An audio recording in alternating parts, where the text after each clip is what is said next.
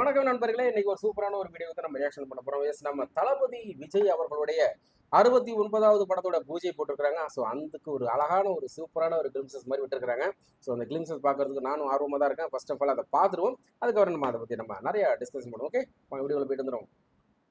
இதாக இருக்கு பாரு. ஓ, கேவிஎன் ப்ரொடக்ஷன்ல. ஆமா, right, KVN production. CAS AI, smart, automatic, profitable. How to start earning more.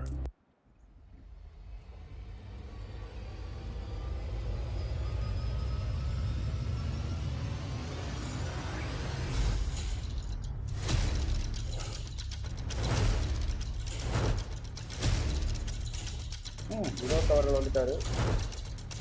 சிம்பிளா இருக்காரு. நிறைய பூஜா ஹெக்டே.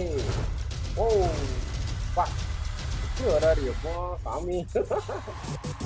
தளபதி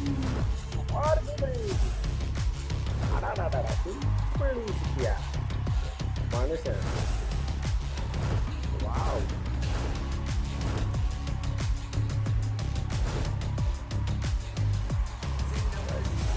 கெத்தா வராரு அப்படியே வேஸ்ட் கட்டையில.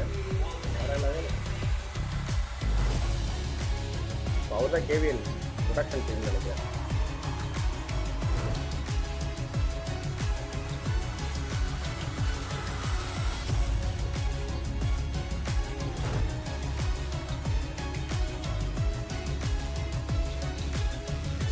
அழகு. Super. Let's make this journey enjoyable and create some magical and memorable experiences for Vijay sir for #1last. செம்மையா இருக்கு. 69வது அப்படியே சூப்பர். சுமாரோ நாளையிலிருந்து சுத்த ஆரம்பிக்குதா? ரைட், ஓகே ஓகே கைஸ், ஒன்றும் பார்க்க வேணும். Okay guys, super. 69வது படத்தோட பூஜையை போட்டாங்க. ஸோ ஒரு பக்கம் சந்தோஷமா இருக்கு, இன்னொரு பக்கம் ஒரு சின்ன ஒரு வருத்தம் எல்லாருக்கும் இருக்கிற மாதிரி நமக்கும் இருக்கு. ஏன்னா தளபதி விஜய் வந்து பெரிய பிக் ஸ்க்ரீனில் வந்து புதுசாக ஒரு விஷயத்த நம்ம பார்க்க முடியாது இல்லையா? அது ரொம்ப கொஞ்சம் வருத்தமாக தான் இருக்குது. ஸோ ஆல்மோஸ்ட் எல்லாருக்குமே அந்த வருத்தம் இருக்குது. யாருமே வருத்தம் இல்லை, நான் ரொம்ப ஹாப்பியாக இருக்கேன் அப்படின்னு சொல்கிறதுக்கு யாருமே எனக்கு தெரியல. மேபி சினி வட்டாரத்தில் வேணாமே இருக்கலாம். அப்பாடா, இனி அடுத்த இடத்துல நம்ம தான் அங்கே போகணும் அப்படின்னு நினைக்கிற மாதிரி சில பேர் இருக்கலாம், இருக்கவும் செய்யலாம். பட் ஆடியன்ஸாக ஃபேன்ஸாக யாருமே இருக்கிறது வாய்ப்பே கிடையாது. அது ரொம்ப வருத்தத்தை ஒரு உண்டாக்குது. அதே நேரத்தில் இன்னொரு பெரிய விஷயம் இல்லையா, நம்ம கோட் படத்தில் சிவகாஜன் சொல்லும்போது என்ன சொல்லுவார், உங்களுக்கு இதை விட பயங்கர பெரிய பெரிய வேலைகள்லாம் இருக்குது, நீங்கள் அதை பண்ணி இதை நான் பார்த்துக்கிறேன் அப்படிங்கிற மாதிரி. ஸோ தமிழ்நாட்டுக்கு மிகப்பெரிய ஒரு விஷயத்தை எடுத்துகிட்டு வந்துட்டு இருக்கிறாரு.